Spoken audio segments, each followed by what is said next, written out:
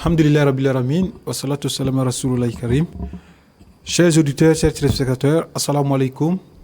Dans le cadre de notre émission dédiée à l'économie, nous recevons aujourd'hui notre frère Ange Lionel Bayala.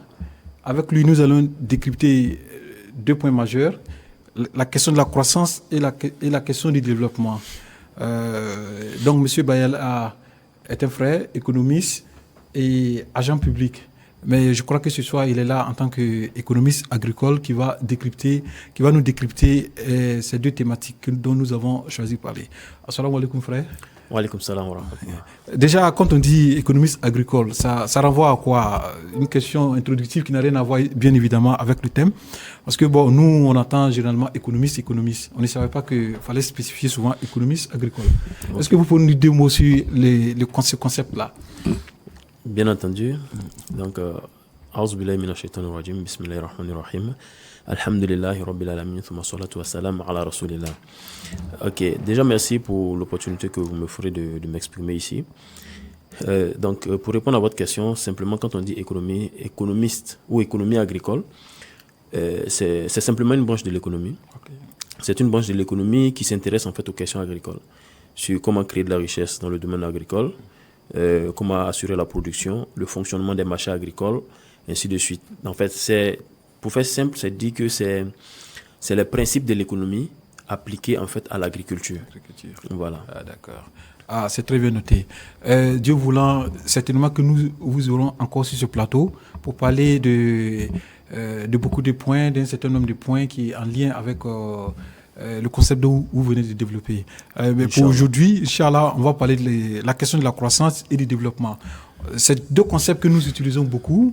À chaque fois, les hommes politiques, la société civile, pratiquement tout le monde utilise ces deux concepts-là, mais on n'a pas toujours l'impression que nous comprenons ces deux concepts-là. Est-ce que c'est l'impression que vous avez quand les gens utilisent ces deux concepts-là? Bon. Ok, bon, pour répondre à votre question, effectivement, lorsqu'on entend un peu parler de croissance, bon, tout de suite, généralement, les gens font... quand on dit croissance, automatiquement, on voit que bon, c'est un pays ou c'est une région qui est développée. Quand on dit que bon, telle région a un niveau de croissance important ou acceptable, on fait tout de suite le lien avec un pays développé. Okay.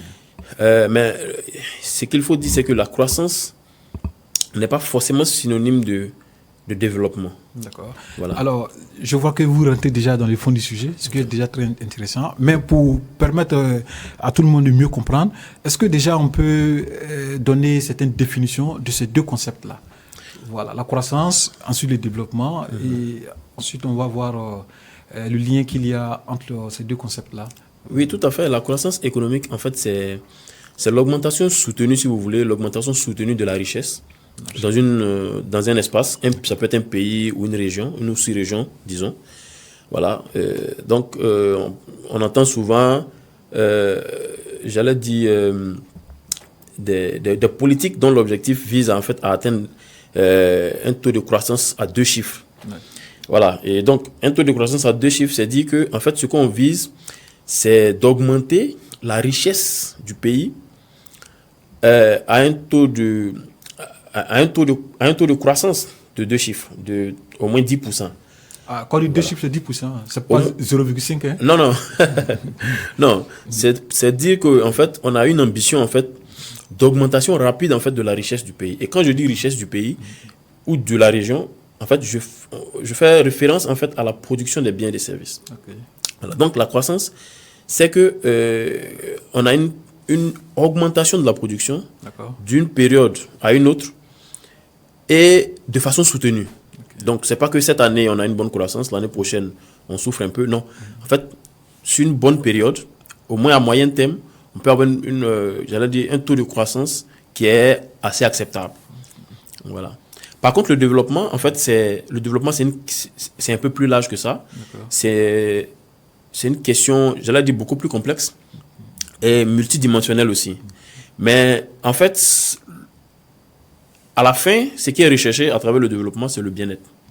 Parce que quand on parle de développement, on parle aussi de liberté, l'amélioration des libertés, l'amélioration, par exemple, de l'accès à la santé, l'amélioration de, comment je vais dire, que les gens aient davantage de moyens quand ils vont au marché, qu'ils aient suffisamment de moyens pour s'acheter ce qu'ils veulent.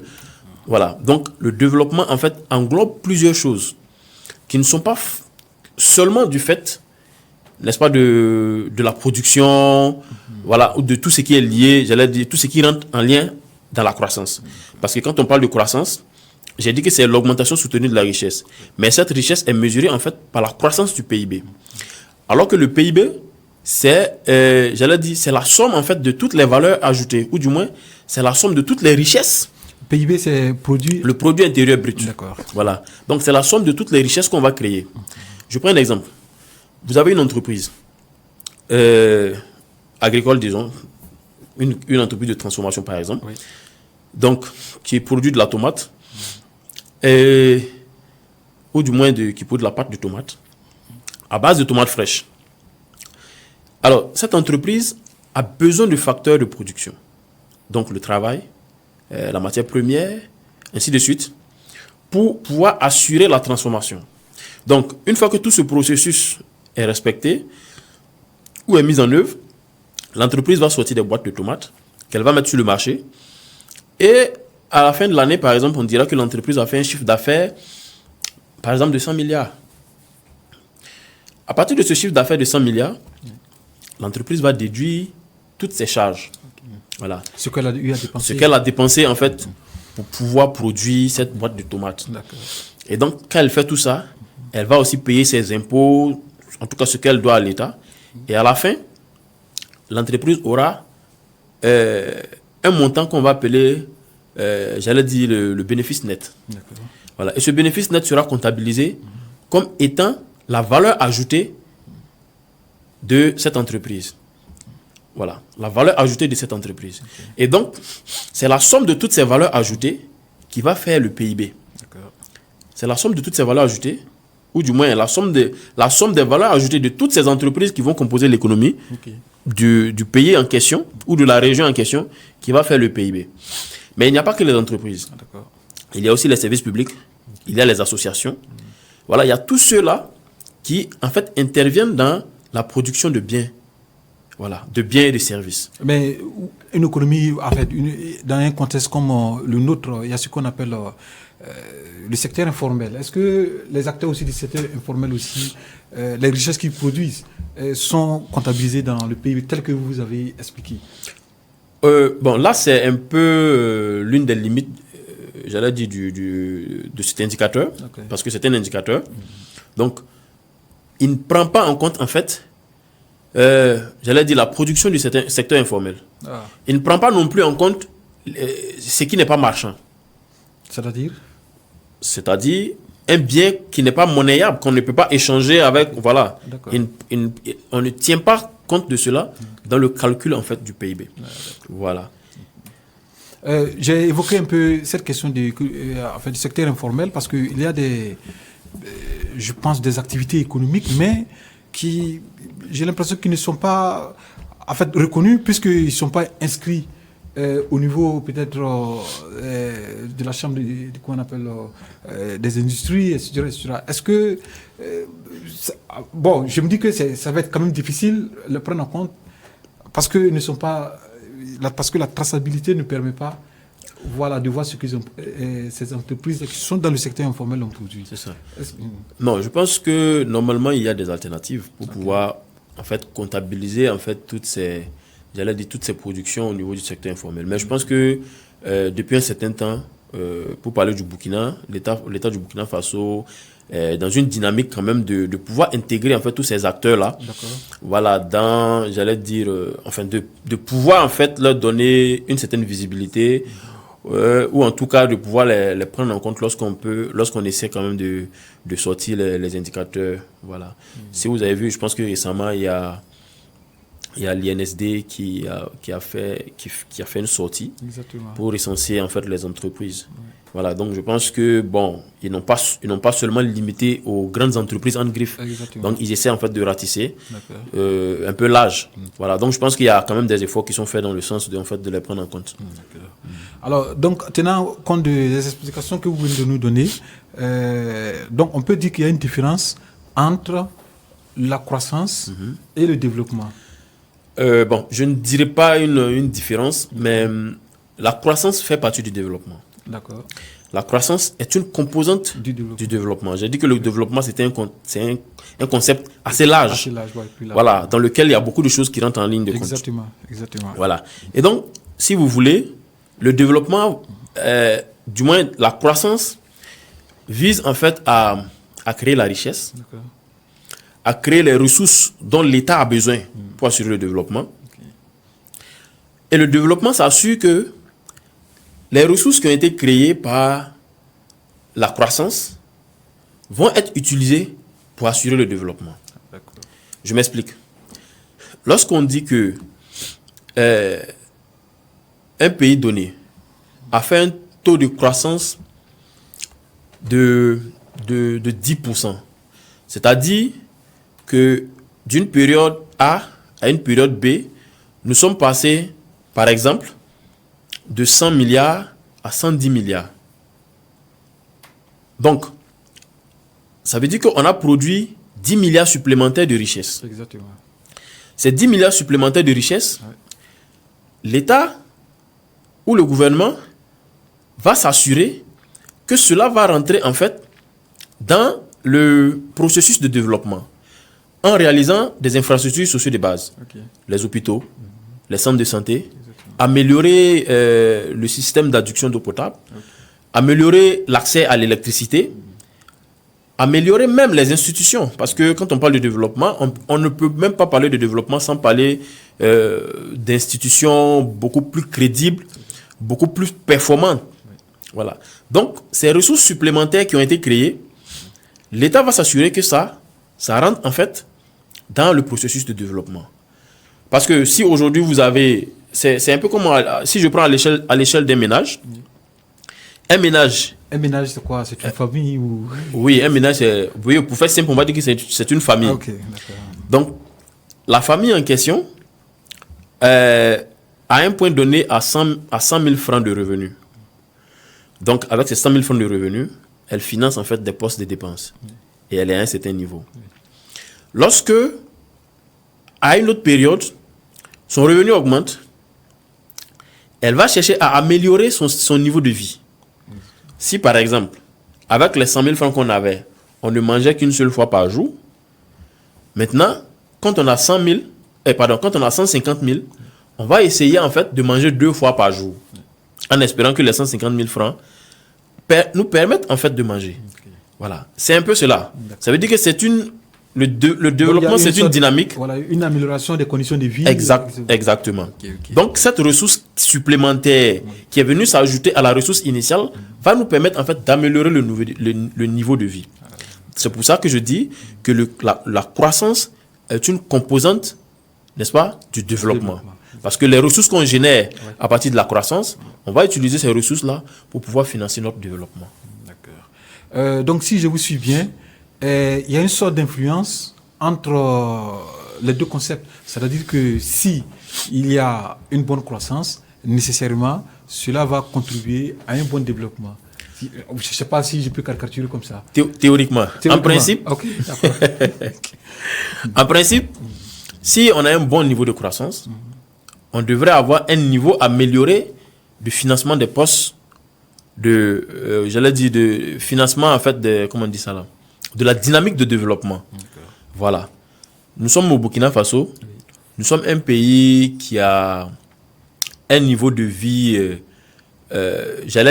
lorsqu'on nous classe en termes de développement, on est un peu en arrière, un peu à la traîne lorsqu'on nous classe. Donc, logiquement, si nous avons créé des richesses, ces richesses sont censées améliorer en fait notre niveau de vie. Voilà. Parce que, vous savez, par exemple, le PNUD a un indicateur qu'on appelle l'IDH. Voilà. Donc, l'IDH, en fait, c'est un indicateur qui qui n'est pas mesuré seulement par, j'allais dire, comment on dit ça, la production des entreprises, mais qui prend en compte le niveau de vie, qui prend en compte l'espérance de vie, voilà, qui prend en compte aussi le bien-être même. Voilà. Donc, ça prend en compte tous ces éléments. L'éducation. Voilà. Donc, si nous générons des ressources, voilà, on devrait pouvoir financer l'éducation. Si vous allez, par exemple, aujourd'hui, vous allez à l'hôpital, vous voyez que, vous comprenez effectivement que nous sommes dans une situation assez difficile. Exactement. Récemment, moi, j'ai été à l'hôpital avec un malade, un accidenté. J'ai été à l'hôpital à partir de 7 heures, j'ai été reçu à 16 heures. Oh là là. Voilà. C'est une défaillance majeure de nos services publics. Bon, personnellement, j'ai un peu échangé avec les agents qui étaient là. Bon, ils ont essayé quand même aussi de nous faire comprendre que ce n'est pas parce qu'ils ne veulent pas nous recevoir, mais c'est parce que, en fait, les moyens ne sont pas mis à la disposition. Les moyens ne sont pas là. Oui. Donc, si nous avons un taux de croissance intéressant, nous générons beaucoup de richesses, alors on devrait pouvoir financer, par exemple, le poste de santé, de telle sorte que quand je me rends à l'hôpital avec un malade, à 7 heures, je sois reçu immédiatement. Exactement. Parce que, surtout que c'est un accident, l'urgence est là. Donc, c'est un peu comme ça que la chose se présente. Oui, je vous ai vu sourire quand vous dites théoriquement, quand j'ai posé la question s'il y avait une influence entre ces deux concepts-là.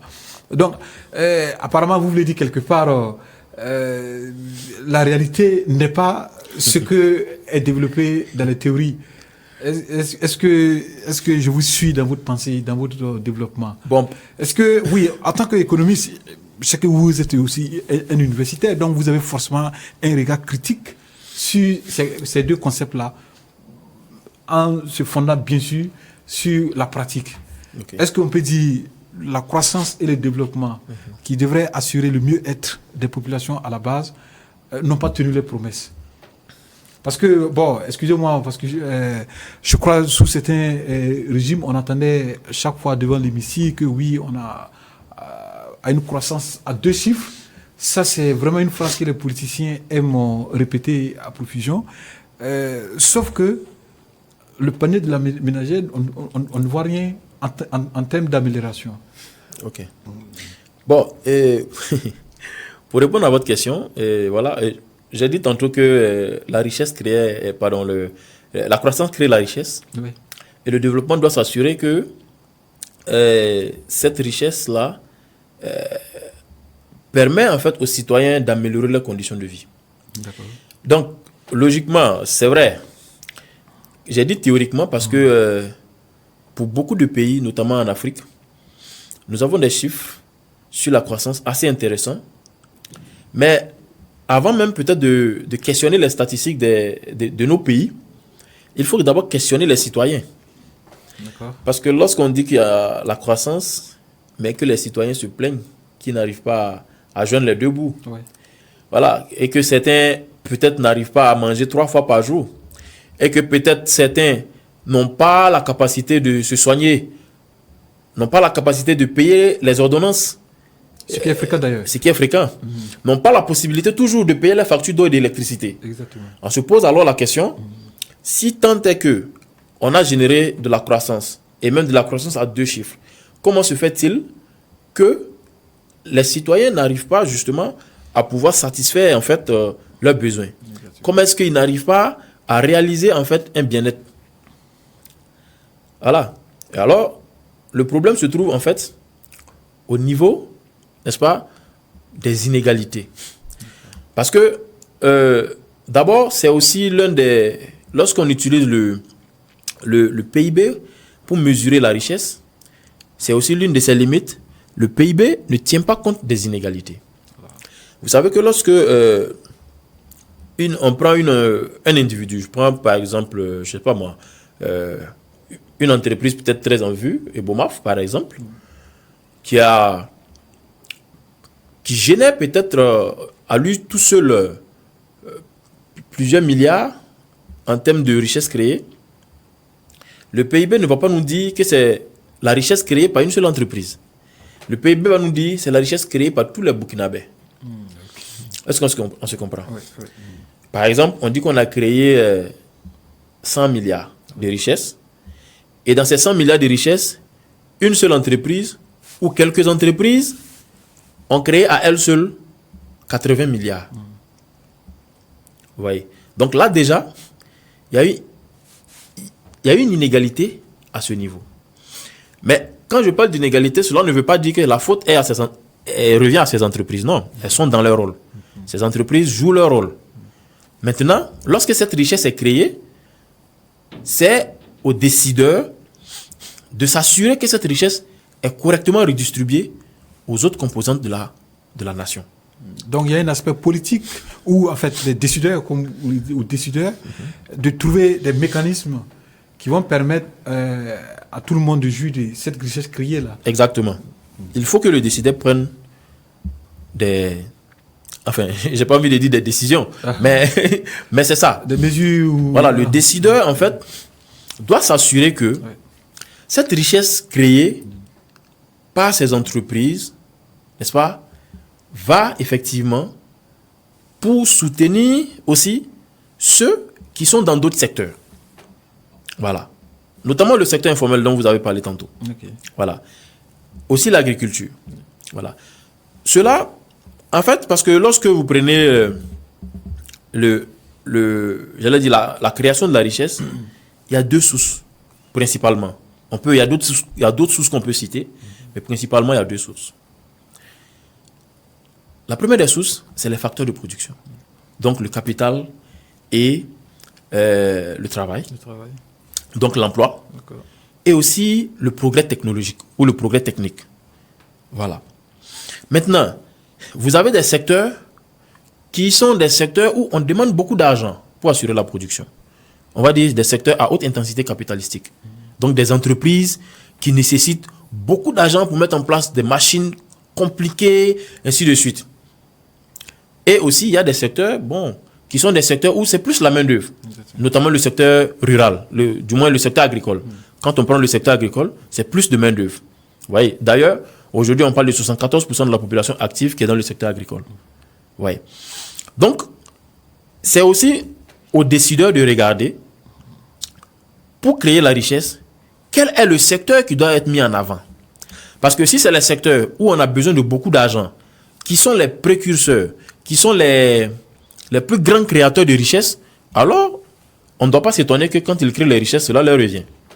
Par contre, si c'est le secteur là où on retrouve beaucoup plus de personnes qui créent cette richesse, vous verrez que cette richesse-là va plus profiter à beaucoup plus de personnes et ça va beaucoup réduire les inégalités.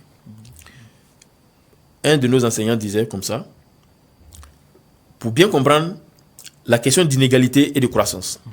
Lorsque vous prenez une pierre et que vous la laissez tomber en chute libre dans une bassine remplie d'eau, oui, alors il y aura des cercles des cercles circonscrits tout autour du point d'impact. Et plus le cercle est proche du point d'impact, plus la vague est importante. Oui. Et plus elle s'éloigne, la vague baisse. Oui. C'est exactement comme ça pour la croissance et les inégalités. Plus vous êtes proche de la croissance, plus vous êtes parmi ceux qui créent la croissance, plus vous en profitez, plus vous êtes loin, moins vous en profitez. Mais est-ce qu'il n'est pas temps de revoir cette théorie-là? Parce que quand on regarde même à l'échelle mondiale, que ce soit à l'échelle, vous avez parlé du cas du Burkina, on a l'impression que ce sont les mêmes qui s'enrichissent et que ce sont les mêmes aussi qui, la majorité écrasante d'ailleurs, qui continuent de croupir dans la misère. Et conséquence, et même les services publics dont vous avez évoqué, comme l'hôpital, l'école, etc., sont en souffrance. Est-ce qu'il n'y a pas lieu de revoir cette théorie-là ou bien les mécanismes? Je suis d'accord avec vous que tel que c'est au décideur, comme on appelle, de voir, mais est-ce que déjà, en termes de perspective, qu'est-ce qu'on peut dire pour améliorer la redistribution des richesses, de sorte que, par exemple, le Burkinabé, je sais qu'il y a une dynamique actuelle, pour que le Burkinabé, en tout cas, retrouve que les conditions de vie se sont vraiment améliorées. Parce qu'on voit que ça, c'est vraiment le rôle majeur de l'économie. Oui, pour répondre à votre question, la faute n'est pas à l'indicateur. C'est une question de volonté politique. De volonté politique. Oui, c'est une question de volonté politique. Parce que l'indicateur calcule, en fait, le niveau de richesse qui est produit. Voilà. Bien sûr, c'est un indicateur qui est critiqué et il y a des propositions qui sont faites dans le sens de son amélioration. Mais là n'est pas la question. La question, lorsqu'on a calculé la richesse qui est produite, qu'est-ce qu'on en fait? Ou du moins, lorsqu'on a généré de la richesse, qu'est-ce qu'on en fait? C'est là où se trouve le problème. Okay. C'est là où se trouve le problème. Que fait le décideur de cette manne qui a été créée? Voilà. Donc, ce n'est pas le problème. Et ça, ce n'est plus l'économie. Ce n'est plus l'économie, mais c'est ici, c'est le dirigeant, c'est le politicien, c'est le gouvernant. Voilà. Donc, cette décision lui revient. Ils ont des conseillers en économie, non? Bien entendu. Ou bien ça ne suffit pas. Non, bon, je ne sais pas quoi dire à ce niveau, mais je pense qu'actuellement, nous sommes dans une bonne dynamique quand même. D'accord. Pour prendre un exemple, si vous avez remarqué, actuellement, nous sommes dans une période où, peut-être sur le marché, habituellement, sur le marché, il n'y a pas suffisamment de légumes, notamment de tomates. Oui. Voilà. Mais des décisions ont été prises qui font qu'actuellement, si vous allez sur le marché, vous avez de la tomate relativement moins chère. Voilà. Mais ça, pour ne pas rentrer trop dans les détails, je pense que c'est des décisions politiques qui ont permis aussi que cela arrive. Voilà. Donc, comme je l'ai dit, cette richesse qu'on crée, c'est aux décideurs d'en faire ce qui est juste avec. Voilà. Et donc, la redistribution de sorte que tout le monde tire son épingle du jeu. C'est ça. Merci au frère Ange Louenel Bayala. Alors, ne vous fiez pas à son nom, parce que c'est un frère très engagé dans la religion. Aujourd'hui, nous avons abordé avec lui deux concepts, la croissance et le développement. On a pris d'autres mots, création de richesses, augmentation des richesses, le bien-être, bénéfice net, valeur ajoutée. Donc, Dieu voulant, ce sont des concepts sur lesquels nous allons revenir d'autres fois, pour mieux les décrypter et vous permettre de comprendre les sujets économiques qui sont, vous êtes d'accord avec moi, qui sont par moments très abscons pour les populations à la base. C'est ça. Donc, l'exercice que nous allons nous donner, c'est d'inviter effectivement ces experts qui vont venir parler avec nous avec un langage accessible à tout le monde. Inch'Allah. Merci de votre fidélité. Assalamu alaikum et rendez-vous pour la prochaine édition.